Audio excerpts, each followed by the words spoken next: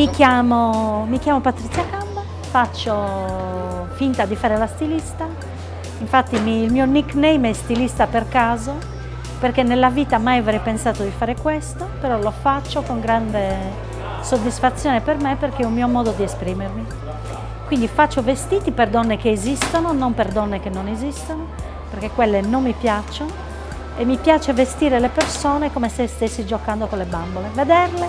e decidere che cosa potrebbe valorizzarle, perché non è il mio vestito che deve stare in primo piano, ma deve essere la persona che lo indossa.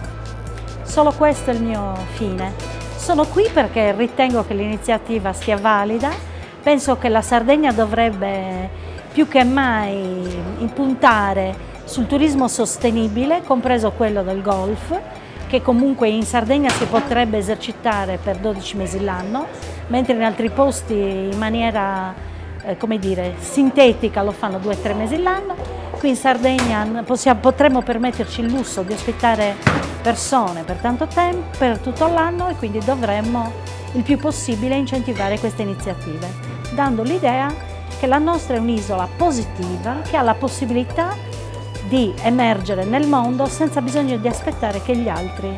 vengano a graziarci di qualche industria inquinante.